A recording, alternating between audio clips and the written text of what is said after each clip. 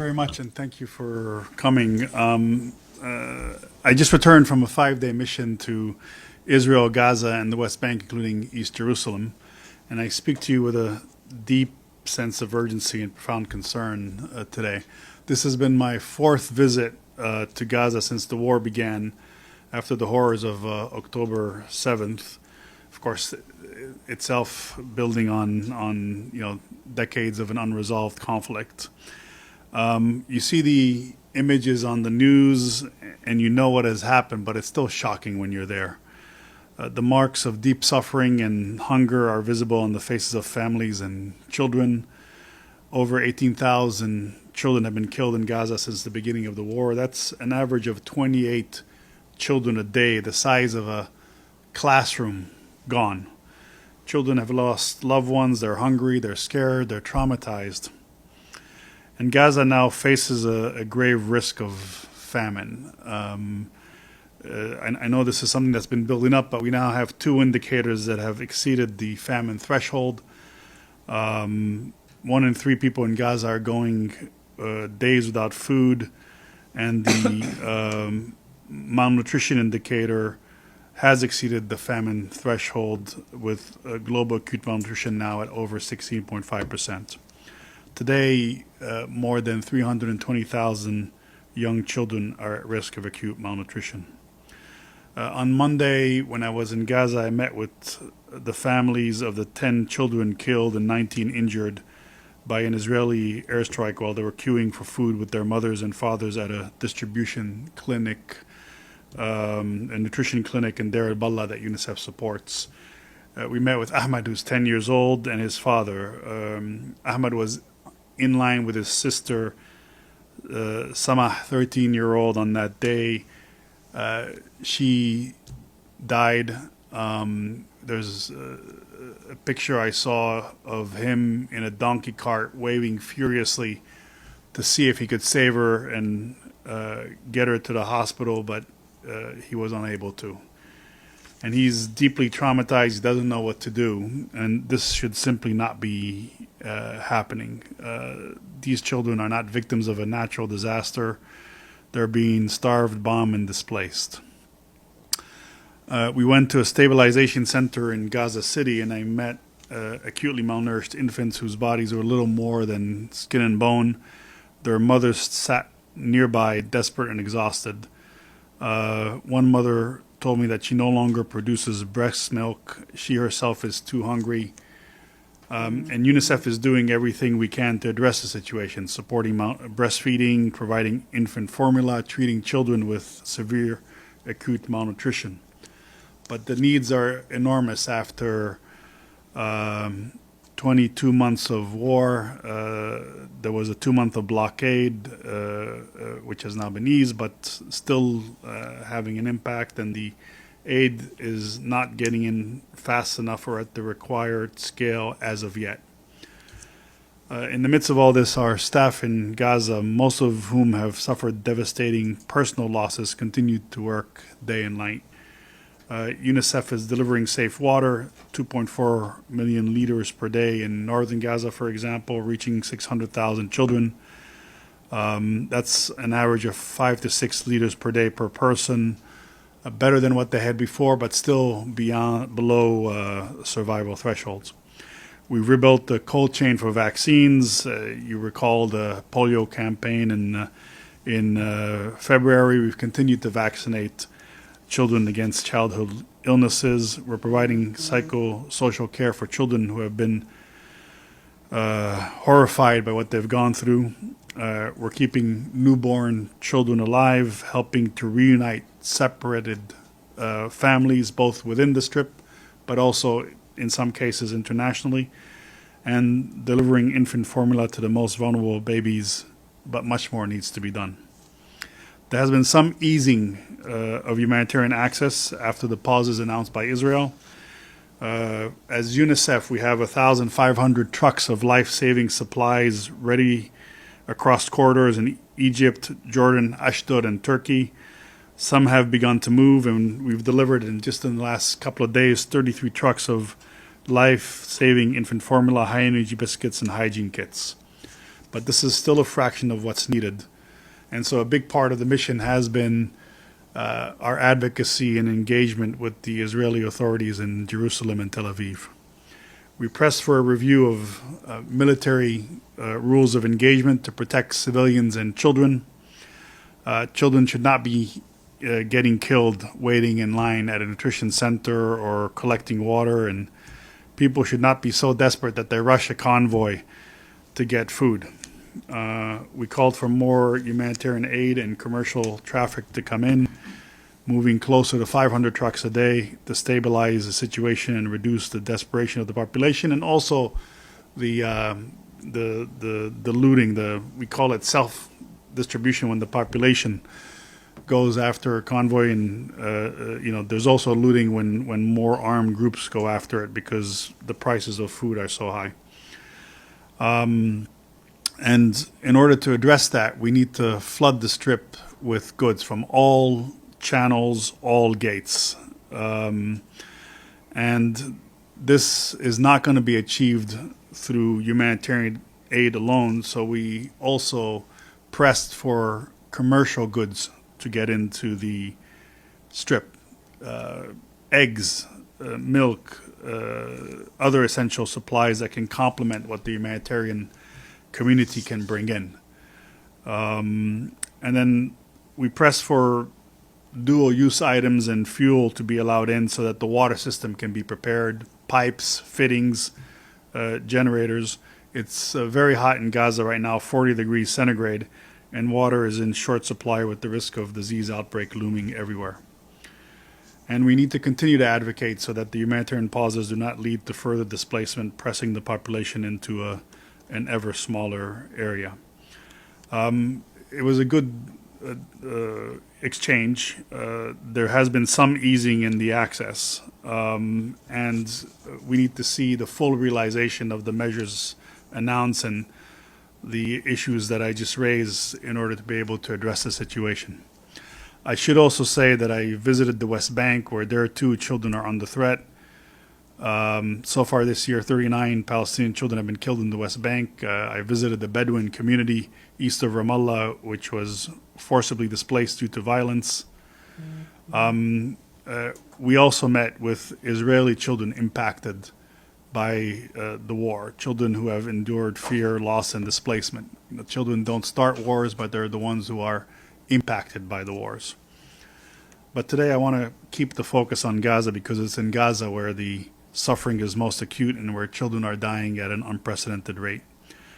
We are at a crossroad, and the choices made now will determine whether tens of thousands of children live or die. And we know what must be done and what can be done. The UN and non-governmental organizations that form the humanitarian community can address this along with commercial traffic if the measures are in place to allow access and eventually have enough goods in the strip that some of the issues that are there with law and order abates. And of course, funding is needed. UNICEF's appeal for Gaza is critically underfunded, with, for example, only 30% of health and nutrition needs covered. And then finally, and we need to remember that the humanitarian pause is not a ceasefire. We hope that the parties can agree on a ceasefire, the release of the hostages by Hamas and other groups. This has gone on for far too long, 22 months. I honestly never expected that we would be here 22 months into this war. What is happening on the ground is inhumane, and what children needs from all communities is a sustained ceasefire and a political way forward. Thank you. Thank you very much. I'll now turn the floor over for questions. Amelie? Thank you. On behalf of the UN Correspondent Association, thank you very much for doing this briefing. I'm Amélie Bottelier from AFP News Agency. I have two questions. In the last few days, a lot of countries have started, more and more countries are airdropping aid into Gaza. Do you see that as making any difference? And my second question is, if, as you demanded, aid was to flow again into Gaza, how long would it be for one child? We know they are vulnerable human beings, so how long would it take to have all these children get back into health, not being undernourished and back to health again? Thank you.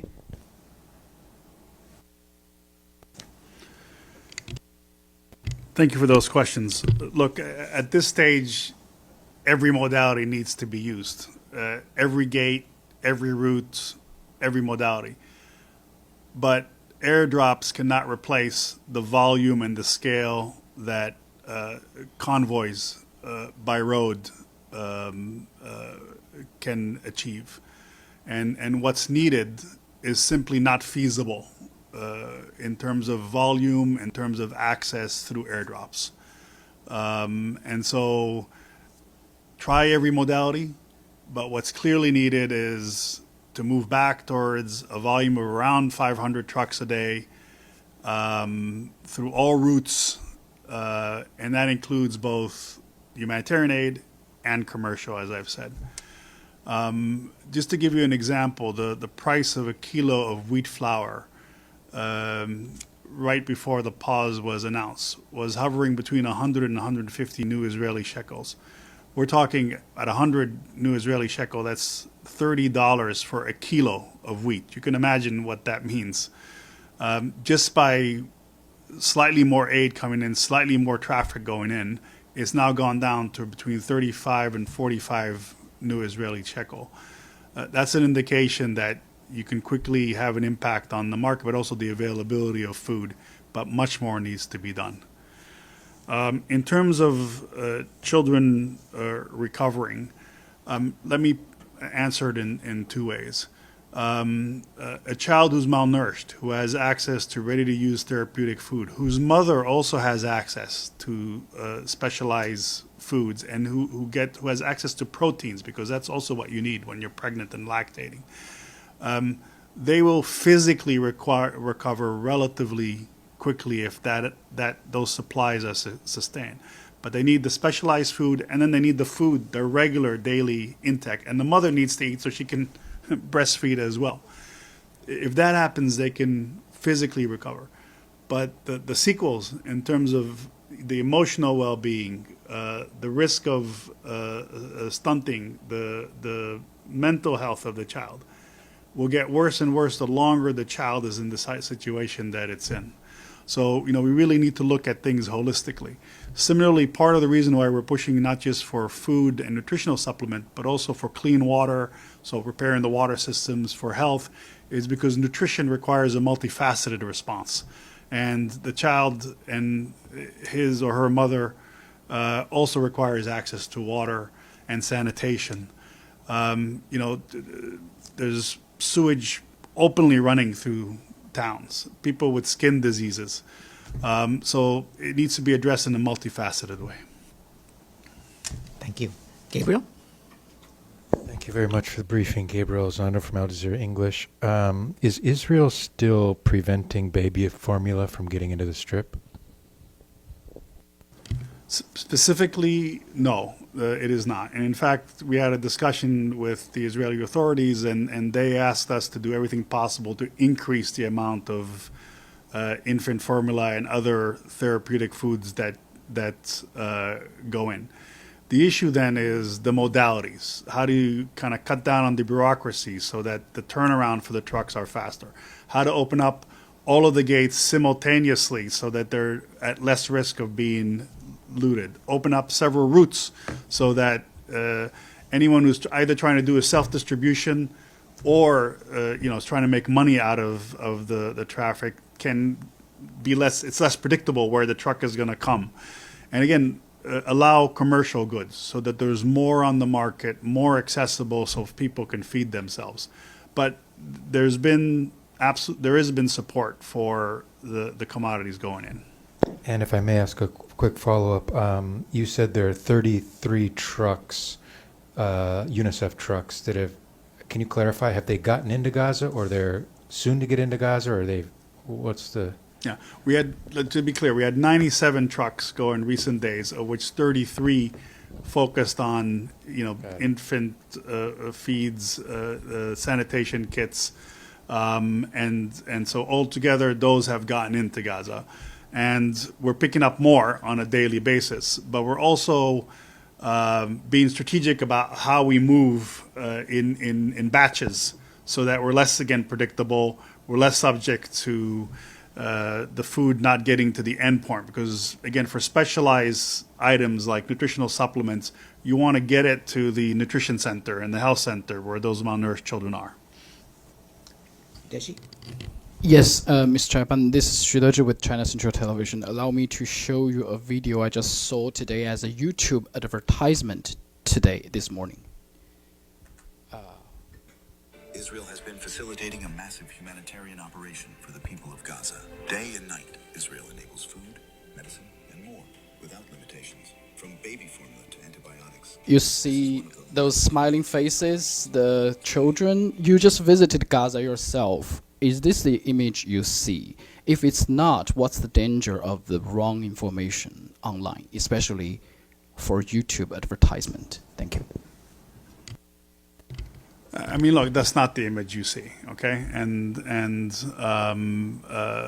there's plenty of information in social media. You all have been reporting on the situation, which shows that... Sorry, I have to offer you another information. This is actually from the Ministry of Foreign Affairs of Israel. Right. They put this advertisement on YouTube. Right, okay.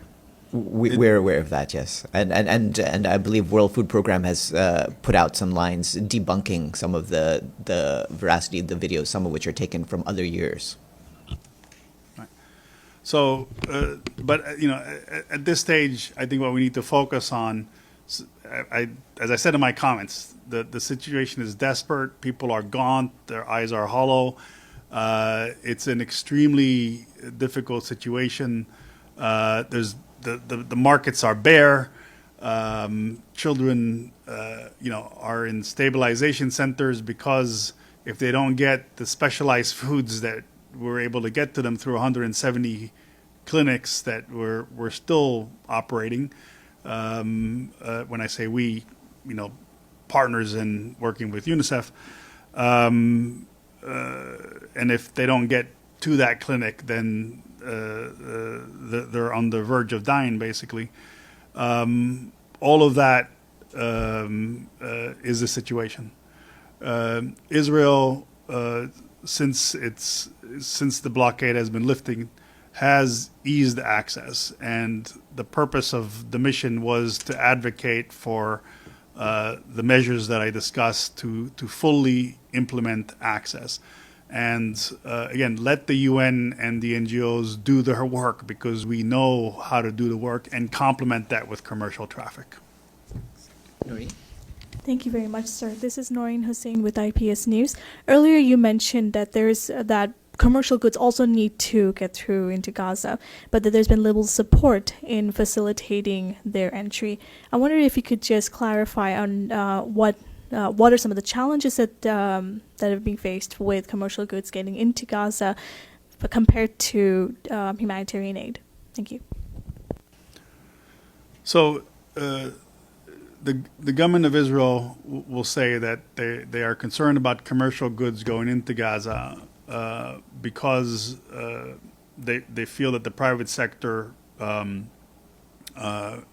will be taxed by Hamas, or will make payments in order to get the goods through. Our point is that the situation is so desperate that you need all routes in and all channels in. And there are ways. There are businessmen in the West Bank and Israel who have a relationship with businessmen on the ground. that they can find kind of a bilateral arrangement so that some of the goods go in. There are certain products, certain goods that the United Nations can't and won't bring in on a sustained regular basis. Like I said, eggs, protein, and so feeding 2 million people under the circumstances that we are now requires all hands on deck. Our colleagues from WFP, ourselves, and the World Central Kitchen, other NGOs can do a big part of what's needed. The Red Cross, Red Crescent movement, ICRC, Egyptian Red Crescent, Qatar Charities, everyone will chip in. But you also need the private sector to do it. And again, the situation is such that it's absolutely essential. Certainly there was something in the dialogue which the authorities at least were listening, but we need to see it happen, essentially. By that you mean the Israeli authorities? Yes. Yep. Are there any further questions? Anything online? I haven't received any requests online, but if there is, please feel free to ask.